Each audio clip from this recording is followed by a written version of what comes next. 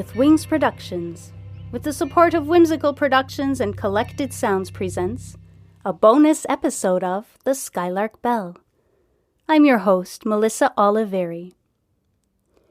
In today's episode, we read a bonus chapter called Sydney Finch, where Magpie meets some of Lucas's friends, including the somewhat mystical Sydney Finch. So get settled in, grab a blanket and a warm drink, and let's get started. Magpie can feel her heart beat a little faster as she and Lucas approach the fairgrounds. They've made plans to meet up with some of Lucas's friends at the county fair, which is held in the large field behind the school. Everyone looks forward to the fair each year, says Lucas, happily chatting away, completely oblivious to Magpie's mounting anxiety. People come from the surrounding towns and compete in all kinds of things. Best pie, best cow, best seed art, you name it, he laughs. I've never even heard of seed art, and my mom's an artist, says Magpie, Lucas's enthusiasm helping her feel a bit more at ease. They've now arrived at the fair. Magpie sees a few basic rides, a Ferris wheel, bumper cars, a tilt-a-whirl, and some carnival games. Most of the fairgrounds are reserved for animal shows. She sees horseback riders lined up, waiting for their turn in the ring. In another area, she sees kids walking their goats, and in the distance, she can hear the cacophonous cluck of a collection of prize chickens. Magpie chuckles to herself. All this is so foreign to her, such a contrast to her life in the city. She feels her apprehension wash away with every step. Lucas points to a large barn-like building. That's where they do the food and art competitions. But first, let's head over to the stage. I think the Bunting brothers are playing, he says, pulling her across the fairgrounds. They walk around the barn and come to a grassy area where a stage has been set up. On the stage are two broad-shouldered young men, each with a guitar. Behind them is an older man, presumably their father, if their similar appearance is any clue, who is playing on a rather sparse drum set. One of the boys is singing, his voice carrying across the entire expanse of the fair. The crowd claps and whoops loudly as they finish their song. Magpie can't help but join in. The joyfulness of the crowd is contagious. For our last song, we'd like to invite Sydney Finch up onto the stage, says one of the boys, waving his arm at a girl standing off to the side of the stage. That's Bo Bunting in the red shirt, and his brother Billy has the green shirt, explains Lucas. Magpie nods as she watches a beautiful young woman make her way up the steps to the front of the stage. She has long, straight, dark hair decorated with braids and beads in the front, and her large dark eyes sparkle as she looks out at the crowd. Bo and Billy start playing a soft, sad tune on their guitars, and Sydney Finch begins to sing. Magpie feels a lump form in her throat and tears well up in her eyes. Sydney's voice has a beautiful, plaintive quality to it that makes Magpie feel like her heart is being shattered into 1,000 pieces. A hush washes over the crowd, making Magpie think she's not the only one feeling this way.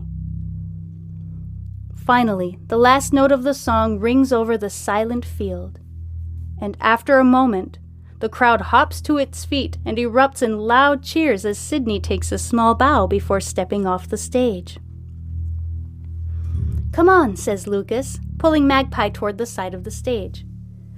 Lucas, Starling, it's been a while, says Bo, waving at them. Hey, Bo. This is my friend, Magpie. She just moved in next door to me, says Lucas. Magpie nods and waves shyly. Welcome to Pocket, says Billy, sidling up to his brother. Hi, Sydney, says Lucas, looking over Billy's shoulder. Magpie can't be sure, but she detects a hint of nervousness in Lucas's voice, and she feels an ever so slight twinge of envy in the pit of her stomach.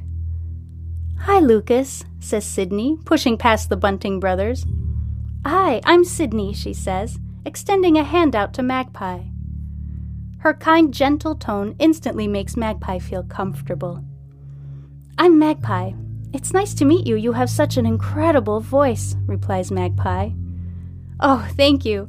I have my Tota, my grandmother, to thank for that. She taught me all the songs of our people from the day I was born, and I guess it just stuck," she says, brushing a hand through her magnificent hair. Magpie notices the beaded bracelets on her wrist. They look handmade. "Did you make those?" she asks, admiration in her voice. Sydney giggles. "I did. I have my Tota to thank for that too," she says. "Here, my gift to you," she adds, taking a turquoise bracelet from her wrist and handing it to Magpie. "It will look perfect with your blue eyes," she adds, leaving no room for Magpie to refuse. "Thank you so much," says Magpie, genuinely touched. "We were going to check out the seed art and maybe see if we can sneak a slice of the winning pie," says Lucas. "Would you like to join us?" Everyone nods, and the group makes its way toward the barn. Magpie is blown away by creativity and artistry in the seed art section. She had no idea this even existed. She walks along the row of framed canvases, peering at each one. Many feature intricate floral patterns. Some represent seed versions of famous people, and a few depict farm animals. One in particular catches Magpie's eye. It is slightly smaller than the others, and the subject matter completely different.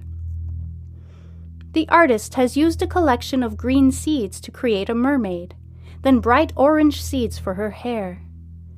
She's sitting on a beach, her face turned toward the sky. Dandelion seeds are used to make puffy white clouds. Magpie leans in to get a closer look, and notices the siren's mouth is open, as if she is shouting or singing. "How peculiar," she whispers to herself. "Okay, enough of this art stuff. Let's eat!" Beau's booming voice startles Magpie. He leads the group toward a different area of the building and through a doorway that has a large sign above it reading, "Baking Contest This Way." The baking contest has already ended by the time they arrive, but there are plenty of goodies left to go around. Lucas opts for a slice of chocolate pudding pie, while Magpie enjoys a couple of cherry tarts. The Bunting brothers each put away 3 chocolate cupcakes, and Sydney picks out a delicate flaky square of baklava for herself. They eat and laugh and tell jokes. Lucas asks about Beau and Billy's younger brother, Sebastian, who is in his and Magpie's grade. They tell him he's doing great at their grandparents' farm, but misses his friends. They start talking about the old mill and a few other abandoned places around Pocket.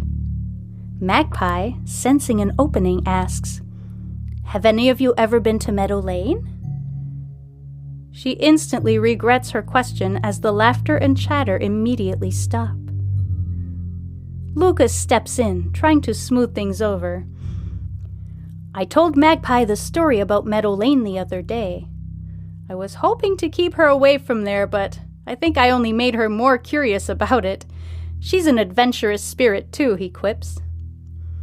"Yeah, no one in town ever goes there or even talks about it really," says Beau quietly, looking around to see if anybody outside their group is within earshot. "I think something threw off the balance of natural things in that place," says Sydney. "What do you mean?" asks Magpie. There is day and night.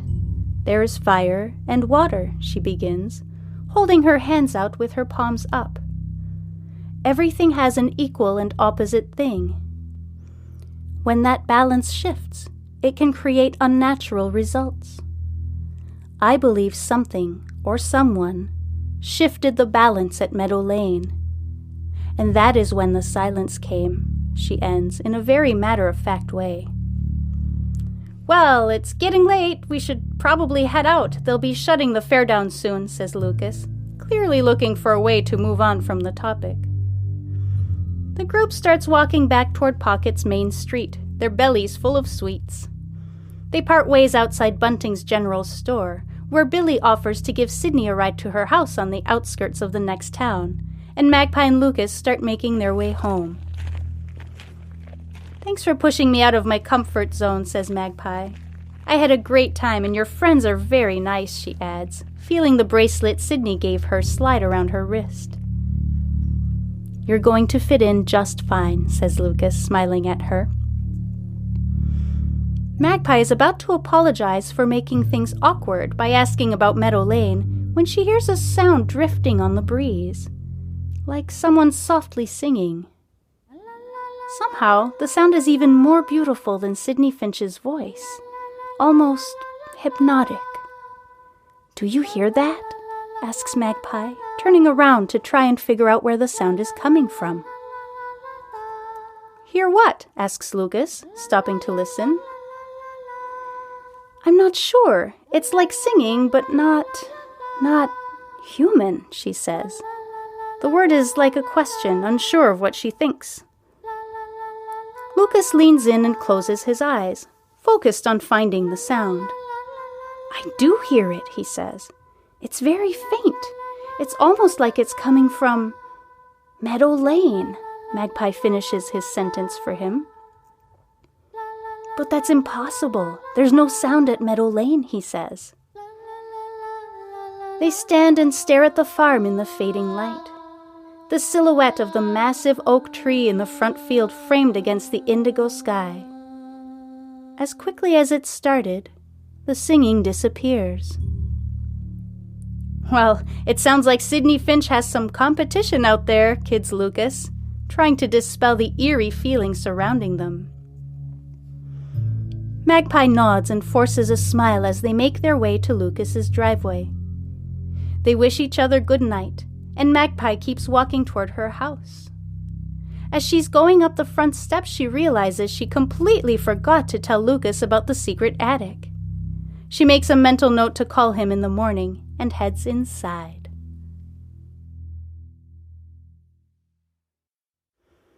Thank you so much for listening.